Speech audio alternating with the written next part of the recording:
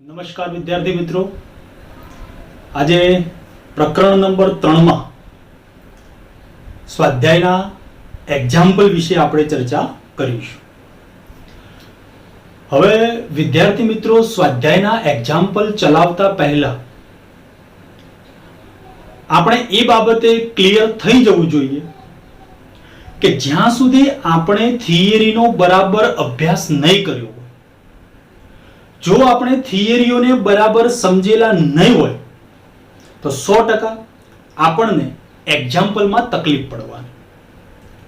અને આ જે ચેપ્ટર નંબર 3 છે એ ચેપ્ટર નંબર 3 ચેપ્ટર નંબર 4 માટે બહુ અગત્યનું ચેપ્ટર છે.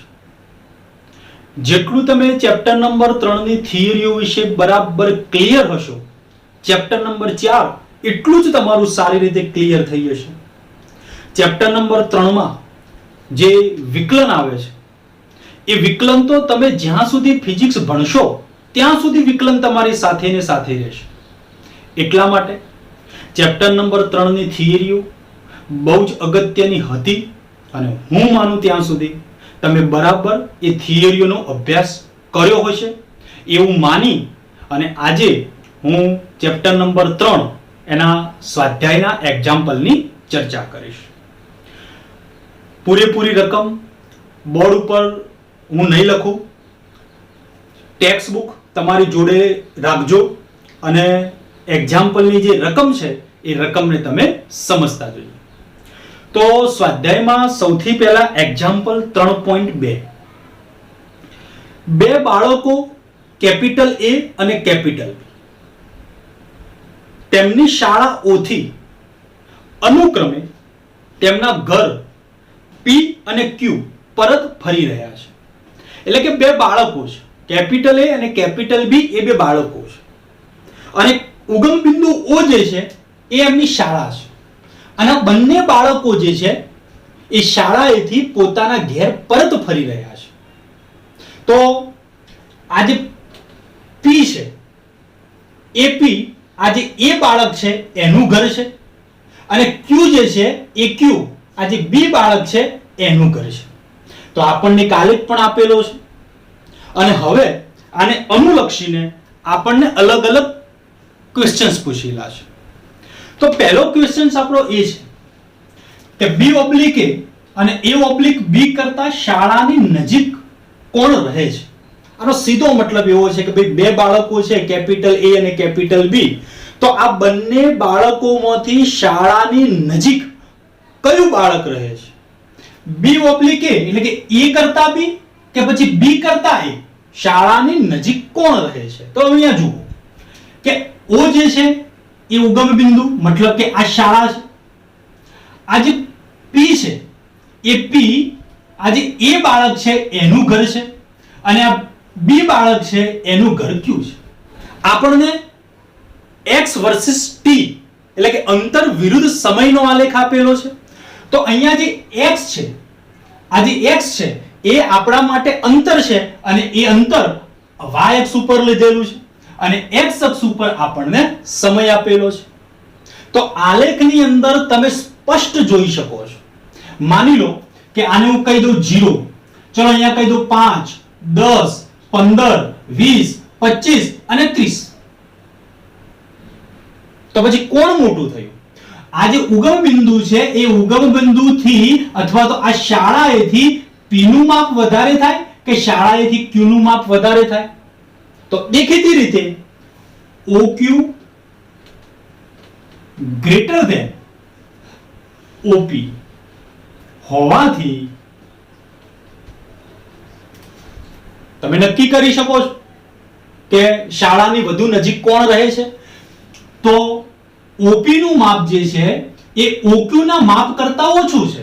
તો એનો મતલબ સીધો થયો કે OQ ગ્રેટર ધેન OP હોવાથી એ બાળક જે છે એ B કરતા શાળાની વધુ નજીક રહે છે. ચલો બીજો પ્રશ્ન છે B oblique A oblique B કરતા શાળાએથી વહેલી શરૂઆત કોણ કરે છે? મતલબ કે એ અને બી આ જે બંને બાળકો છે એ બંને બાળકોમાંથી કયું બાળક શાળાએથી વહેલા નીકળવાની શરૂઆત કરે છે? તો અહીંયા તમે જુઓ કે જે એ બાળક જે છે એ ઓ થી શરૂઆત કરે છે અને આ જે બી બાળક જે છે, માની લો કે અહીંયા હું નામ આપી દઉં સી, તો બી બાળક જે છે એ સી થી શરૂઆત કરે છે. ચલો કદાચ આપણને સમયનો સ્કેલ માપ આપેલો હોય તો અહીંયા હું વિચારું કે 0 1 2 3 4, તો સીધી ખબર પડે કે ભાઈ એ બાળક જે છે એ તો ઓ થી શરૂઆત કરે છે અને બી બાળક જે છે એ સી થી શરૂઆત કરે છે. આનો મતલબ સીધો થયો કે એ બાળક શાળાએથી વહેલા નીકળવાની શરૂઆત કરે છે જ્યારે બી બાળક જે છે એ મોડેથી શરૂઆત કરે છે. તો આપણો જવાબ અહીંથી ક્લિયર થઈ ગયો કે ભાઈ એ બાળક ઓ થી શરૂઆત કરે છે જ્યારે બી બાળક સી થી શરૂઆત કરે છે. અર્થાત એટલે કે બાળક બી કરતા બાળક એ શાળાએથી વહેલી શરૂઆત કરે છે અને બી બાળક જે છે એ મોડેથી શરૂઆત કરે છે. ચલો ક્લિયર બંને પ્રશ્નોમાં. હવે ત્રીજો પ્રશ્ન છે બી ઓબ્લિક એ અને એ ઓબ્લિક બી, મતલબ કે આ જે બંને બાળકો છે બી અને એ જે બાળકો છે એ બંનેમાંથી કોણ વધુ ઝડપથી ચાલે છે? એ કરતા બી વધુ ઝડપથી ચાલે છે કે બી કરતા એ વધુ ઝડપથી ચાલે છે? હવે મેં હમણાં જ તમને કહ્યું કે થિયરી જેટલી વધુ સ્પષ્ટ રીતે આપણે સમજેલા હોઈશું એક્ઝામ્પલમાં આપણને એટલી જ મજા આવશે. હવે હું માનું ત્યાં સુધી થિયરી આપણે આવી ભણી ચૂકેલા છીએ.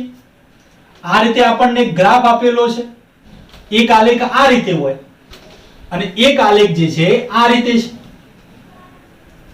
હવે જુઓ આ બંને આલેખ જે છે, ચલો માની લઈએ કે આલેખ x વિરુદ્ધ t ના બંને આલેખો છે અને આ x વિરુદ્ધ t નો આલેખ જે છે એ આલેખનો ઢાળ આપણને ઝડપ આપે. હવે ઢાળ કેવી રીતે શોધવાનો છે એ તો તમે થિયરીમાં ભણી ચૂકેલા છો. સરેરાશ ઝડપની જ્યારે થિયરી ચાલી હશે ત્યારે તમને શીખવાડ્યું હશે અથવા તો તમે જાણતા હશો કે ભાઈ આલેખ ઉપરથી ઢાળ કેવી રીતે શોધાય. તો અંતર વિરુદ્ધ સમયનો આલેખ જે છે એ આલેખનો ઢાળ આપણને ઝડપ આપે. તો જો આપણે આલેખનો ઢાળ શોધી દઈએ તો આપણને ઝડપ મળી જાય. પણ હવે આ આલેખનો ઢાળ આપણે શોધવો હોય તો આપણને સ્કેલ માપ આપેલું હોવું જોઈએ. પણ માની લો કે કોઈ આલેખમાં આપણને સ્કેલ માપ ન આપેલું હોય અને છતાં પણ આપણે ઢાળ શોધવો હોય તો એ વખતે યાદ કરો સૂત્ર હતું tan થીટા. tan થીટા એટલે આલેખનો ઢાળ અને થીટા એટલે તમારા આલેખે x અક્ષની સાથે બનાવેલો આ જે ખૂણો છે આ ખૂણો, એને આપણે કહી દઈએ થીટા. તો હવે તમે જુઓ કે બંને આલેખમાંથી જે એંગલ મોટો એટલો એનો ઢાળ મોટો અને ઢાળ મોટો એટલે એની ઝડપ મોટી. તો હવે તમે જુઓ કે આ બંને આલેખમાંથી કયા આલેખનો ખૂણો, મતલબ તમારા આલેખે x અક્ષની સાથે બનાવેલો ખૂણો મોટો છે. તો અહીંયા તમે જોઈ શકો છો કે ભાઈ આ થીટા આપણને મોટો દેખાય છે, આના કરતા આ થીટા મોટો છે. તો સીધી વસ્તુ છે, આનો ઢાળ મોટો, આની ઝડપ મોટી. ક્લિયર? તો હવે અહીંયા આવી જાઓ આપણી એક્ઝામ્પલ ની અંદર કે આ જે આલેખ છે આ એનો થીટા માની લો અને આ જે બી છે આ એનો થીટા. બોલો તો કયા આલેખનો ખૂણો મોટો છે? તો કે આ જે બી વાળો આલેખ છે એનો ખૂણો મોટો છે. ખૂણો મોટો છે તો સીધી વસ્તુ છે કે એનો ઢાળ મોટો છે, ઢાળ મોટો છે તો એની ઝડપ મોટી છે. તો અહીંયા આલેખ બી માટે ઢાળ વધુ હોવાથી એ કરતા બી ની ઝડપ વધુ. ક્લિયર? ઘણીવાર આવા એક્ઝામ્પલ્સ આજે મેં તમને સમજાવ્યું એ પ્રમાણેના એક્ઝામ્પલ ઘણીવાર એમસીક્યુ ની અંદર અથવા તો હેતુલક્ષીની અંદર આપણને પૂછાતા હોય છે. યાદ રાખો કે જો તમને સ્કેલ માપ આપેલો હોય તો એ સ્કેલ માપ ઉપરથી તમે ઢાળ શોધી શકો AB/BC નો ઉપયોગ કરીને. પણ જો તમને સ્કેલ માપ ન આપેલો હોય અને ખૂણો આપેલો હોય તો આવી પરિસ્થિતિમાં tan થીટા જો તમે શોધી કાઢો તો એ tan થીટા તમારા માટે આલેખનો ઢાળ થાય. આ તો x વર્સિસ t નો આલેખ હતો એટલા માટે એ આલેખનો ઢાળ તમને ઝડપ આપે. માની લો કે આલેખ v વર્સિસ t નો છે, વેગ વર્સિસ સમયનો આલેખ છે, તો વેગ વર્સિસ સમયનો આલેખ હોય અને જો તમે આલેખનો ઢાળ શોધો તો એ આલેખનો ઢાળ તમને પ્રવેગ આપે. ક્લિયર? તો હવે તમે થિયરીમાં ભણી ચૂકેલા હશો એવું માની અને હું આ એક્ઝામ્પલ તમને સમજાવી રહ્યો છું. પછીનો પ્રશ્ન છે કે A અને B એક જ સમયે કે પછી જુદા જુદા સમયે પોતપોતાના ઘેર પહોંચે છે. તો અહીંયા તમે જુઓ કે ભાઈ એ જે બાળક છે એને ગતિની શરૂઆત ઓથી કરી, બી બાળકે શરૂઆત સીથી કરી. એનો મતલબ એ થયો કે ભાઈ એ બાળક શાળાએથી વહેલો નીકળી જાય છે અને બી બાળક જે છે એ શાળાએથી મોડો નીકળે છે. હવે આ બંને બાળકો જે છે અહીંયા ડી આગળ ભેગા થાય છે, બિંદુ ડી આગળ ભેગા થાય છે. અને હવે આપણને પ્રશ્ન પૂછેલો છે કે એક જ સમયે ઘેર પહોંચે છે કે જુદા જુદા સમયે ઘેર પહોંચે છે, મતલબ આપણે સમય ગણવો છે. તો અહીંયા તમે જુઓ આ બી બાળક માટે આપણે જોઈએ તો આ બી બાળક માટેનો સમય અહીંયા ક્યાંક આપણને મળશે અને એ જ પ્રમાણે આ એ બાળક માટેનો સમય તો એ પણ આપણને અહીંયા મળશે. એનો મતલબ એ થયો કે બંને બાળકો એક જ સમયે ઘરે પહોંચે છે. ક્લિયર? તો આ એ પ્રશ્ન, બી, સી અને ડી ચારે ચાર પ્રશ્નોના જવાબ આપણને ગ્રાફ ઉપરથી બહુ સરળતાથી મળશે. હજુ એક પ્રશ્ન છે કે A/B રસ્તા પર B/A થી એક વખત અથવા તો બે વખત આગળ નીકળી જાય છે. તો અહીંયા તમે જોઈ શકો છો કે ભાઈ એ બાળકે O થી શરૂઆત કરી, બી બાળકે C થી શરૂઆત કરી અને રસ્તામાં બંને એક જ વાર ભેગા થાય છે.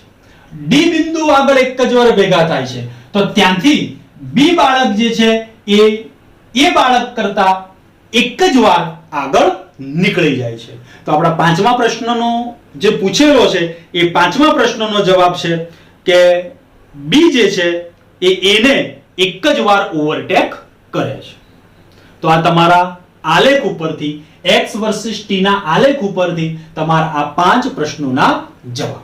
ક્લિયર? બહુ સમજવા જેવી જે વાત હતી એ આ સી નંબરના પ્રશ્નમાં હતી કે કોની ઝડપ વધારે છે. તો એ મેં તમને કહ્યું એ પ્રમાણે કે ભાઈ tan થીટા નો ઉપયોગ કરી અને આપણે નક્કી કર્યું કે કોનો ઢાળ વધુ છે, જેનો ઢાળ વધુ છે એની ઝડપ વધુ છે.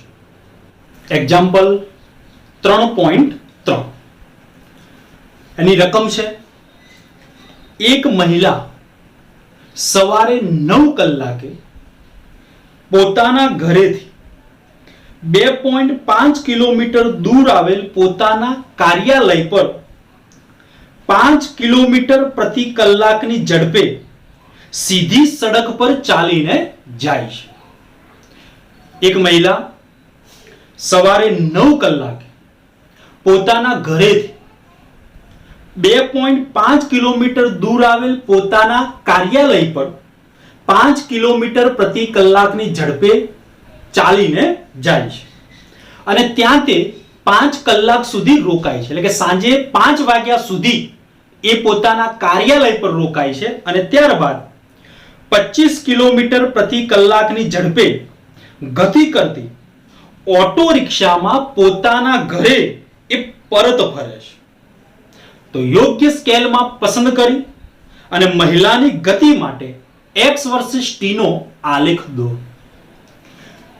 વિદ્યાર્થી મિત્રો, કોઈ પણ આલેખ માટે આ સ્કેલ માપ બહુ અગત્યનો છે અને આ સ્કેલ માપ મતલબ કે x અક્ષ ઉપર અને y અક્ષ ઉપર સ્કેલ માપ કેવી રીતે પસંદ કરો, કેવી રીતે એને લેવો, એ આપણી પોતાની વિવેક બુદ્ધિ ઉપર, આપણી પોતાની સમજ શક્તિ ઉપર આધારિત છે. જ્યારે તમે પ્રેક્ટિકલ કરશો અને પ્રેક્ટિકલની અંદર જ્યારે તમારે ગ્રાફ દોરવાના થશે, એ વખતે તમારે આ સ્કેલ માપ જે છે એને બરાબર પસંદ કરવો પડશે. જે પ્રમાણે આપણને મૂલ્યો આપેલા હોય, જે પ્રમાણે આપણા અવલોકનોના રીડિંગ હોય, જે પ્રમાણે આપણને એક્ઝામ્પલમાં રકમ આપેલી હોય, એ પ્રમાણે આપણે સ્કેલ માપ આપણી સમજ શક્તિ પ્રમાણે એને લેવો પડતો હોય છે. અત્યારે માની લો કે આપણે જે સ્કેલ માપ પસંદ કરેલો છે, x અક્ષ ઉપર સમય છે, x અક્ષ આમાં 1 સેન્ટીમીટર ઇઝ ઇક્વલ ટુ 1 કલાક. 10, 11, 12, 1, 2, 3, 4, 5 હે ને? તો 1 સેન્ટીમીટર બરાબર 1 કલાક. જો કોઈ અહીંયા માની લો કે કોઈ કીધું હોત કે ભાઈ 5, 10, 15, 20, એનો મતલબ એ થાય કે 1 સેન્ટીમીટર ઇઝ ઇક્વલ ટુ 5 અવર. કોઈ એમ નક્કી કરે કે 10, 12, પછી 2, પછી 4, તો એનો મતલબ 1 સેન્ટીમીટર ઇઝ ઇક્વલ ટુ 2 કલાક. અને એ જ પ્રમાણે y અક્ષ પર 1 સેન્ટીમીટર ઇઝ ઇક્વલ ટુ, હવે આ જે આપણી y અક્ષ છે, y અક્ષ ઉપર આપણે અંતરને લીધેલું છે, તો સ્કેલ માપ જોઈ લો. 0, 0.5, 1, 1.5, 2, 2.5, એનો મતલબ કે 1 centimetre is equal to 0.5 kilometre. તો હવે એક મહિલા સવારે 9 કલાકે 2.5 કિલોમીટરના અંતરે આવેલ પોતાના કાર્યાલય પર જાય છે. તો મહિલા સવારે 9 કલાકે 2.5 કિલોમીટર દૂર પોતાના કાર્યાલય પર 5 કિલોમીટર પ્રતિ કલાકની ઝડપથી જાય છે. તો હવે આ મહિલા 2.5 કિલોમીટર દૂર આવેલ પોતાના કાર્યાલય પર પહોંચતા કેટલો સમય લાગશે, પહેલા આપણે એ નક્કી કરવું પડે. તો વેગ બરાબર અંતર ભાગ્યા સમય, આ સૂત્ર પરથી ચલો અહીંયાથી આપણે સમયને કરતા બનાવીએ. તો સમય ઇઝ ઇક્વલ ટુ અંતર ભાગ્યા વેગ. ચલો તો અંતર 2.5 કિલોમીટર ભાગ્યા વેગ 5 કિલોમીટર પ્રતિ કલાક. આનું સાદુરૂપ આપણે આપીએ તો 25 ભાગ્યા 50, kilometre kilometre cancel, hour is equal to 1/2 hour. મતલબ કે અડધો કલાક જેટલો સમય એને ત્યાં લાગશે. બરાબર સમજો. હવે પોતાના ઘરેથી કેટલા વાગે નીકળે છે, તો કે 9 કલાક અને 2.5 કિલોમીટર 2.5 કિલોમીટર દૂર પોતાના કાર્યાલય પર એ અડધો કલાકમાં પહોંચી જાય છે. તો હવે અડધો કલાક એટલે નીકળીથી કેટલા વાગે, 9 વાગે. અડધો કલાક પછી એ કાર્યાલય ઉપર પહોંચી જાય છે, મતલબ એને પહોંચતા કેટલા વાગ્યા હશે, તો કે 9 કલાક અને 30 મિનિટ થઈ જશે. 9 વાગે નીકળે છે, ત્યાં પહોંચતા એને બીજો અડધો કલાક થાય છે. એનો મતલબ કે 9:30 કલાકે પોતાના કાર્યાલય પર પહોંચી હશે. તો હવે 9:30 કલાક આવે ક્યાં સ્કેલ માપ ઉપર? તો અહીંયા 9 કલાક, આ 10 કલાક, તો 9:30 જે છે બરાબર બંનેની વચ્ચે આવવો જોઈએ. તો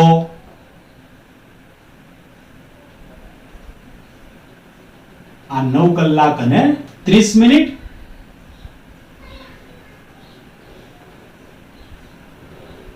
અહીંયા કહી દઈએ A, અને આ જે છે એ એને પહોંચતા લાગતો સમય 9 કલાક અને 30 મિનિટ. ચલો ક્લિયર? ઓકે.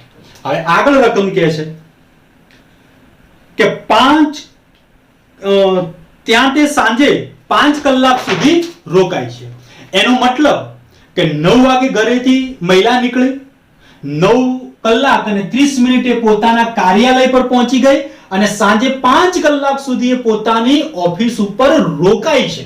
એનો મતલબ કે 5 કલાક સુધી, સાંજે 5 કલાક સુધી એ પોતાની ઓફિસ પર રોકાય છે.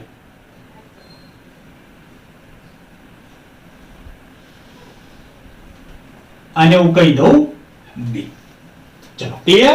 ફરી સમજી લો કે 9 કલાકે મહિલા પોતાના ઘરેથી નીકળે છે કાર્યાલય જવા માટે.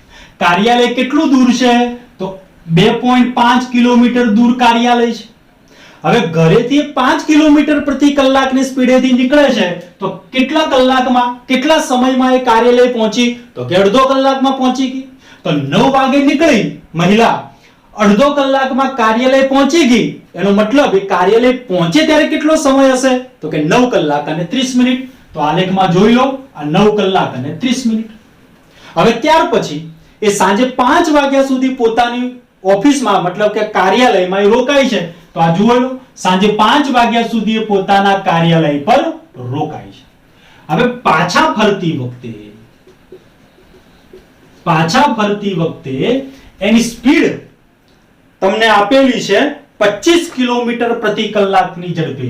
પાછા ફરતી વખતે એ 25 કિલોમીટર પ્રતિ કલાકની ઝડપે ઓટો રિક્ષામાં પરત ફરે છે.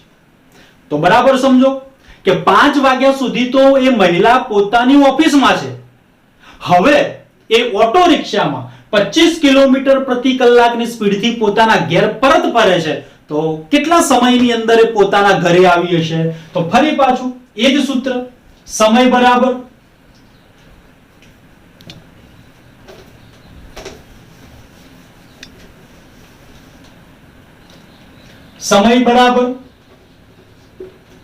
અંતર ભાગ્યા વેગ. ઓકે. હવે ઘરેથી ઓફિસનું અંતર, કાર્યાલયનું અંતર 2.5 કિલોમીટર. તો હવે ઓફિસથી ઘરનું અંતર પણ કેટલું થશે? 2.5 કિલોમીટર. તો અંતર 2.5 કિલોમીટર અને આ વખતે વેગ છે 25 કિલોમીટર પ્રતિ કલાક. હવે તમે આનું સાદું રૂપ આપો તો 2.5 છે એટલે 25 ભાગ્યા 10 થઈ જશે. 25 કેન્સલ થશે તો 1 ભાગ્યા 10 કલાક. હવે માની લો કે આપણે એને મિનિટમાં કન્વર્ટ કરી નાખીએ તો 1 કલાક બરાબર 60 મિનિટ. તો 1 ભાગ્યા 10 કલાક is equal to question mark. સાદું રૂપ આપીએ તો 1 ભાગ્યા 10 ગુણ્યા 60 is equal to 6 minute. Clear? તો ઓફિસથી ઘરે આવવા માટે એને 6 મિનિટ જેટલો સમય લાગશે.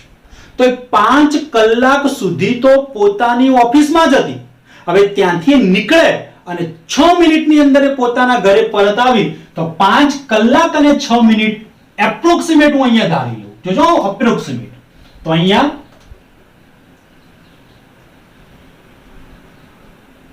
ચલો તો અહીંયા હું નામ આપી દઉં C અને અહીંયાનો સમય હશે 5 કલાક અને 6 મિનિટ.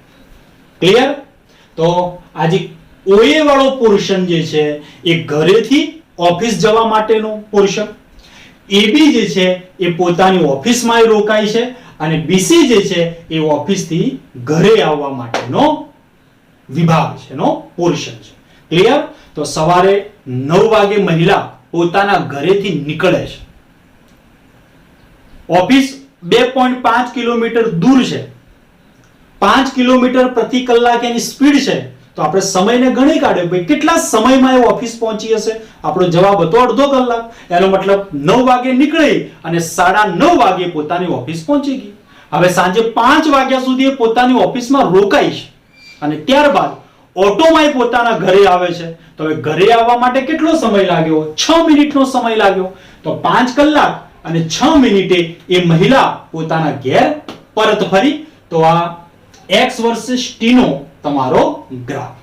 પણ સ્કેલ માપ જે છે એ કોઈ પણ આલેખ માટે બહુ અગત્યની વસ્તુ છે. એટલે સ્કેલ માપ આપણો જે પ્રમાણેનો એક્ઝામ્પલ હોય એ પ્રમાણે આપણે સ્કેલ માપને પસંદ કરી શકીએ. એની અંદર કોઈ બાઉન્ડ્રી નથી. મતલબ કે ભાઈ આ જ પ્રમાણે સ્કેલ માપ પસંદ કરવો, આ જ સ્કેલ માપ લેવો એવું ક્યારે હોઈ ન શકે.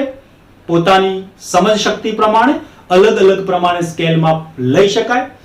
તમે જે પ્રમાણે સ્કેલ માપ પસંદ કરો એ પ્રમાણે તમારો આલેખ નાનો થઈ શકે, આલેખ મોટો થઈ શકે, એ પોસિબિલિટીઝ છે. એટલે સ્કેલ માપ આપણે આપણી સમજ શક્તિ પ્રમાણે, આપણા એક્ઝામ્પલની જરૂરિયાત પ્રમાણે આપણે પસંદ કરીશું.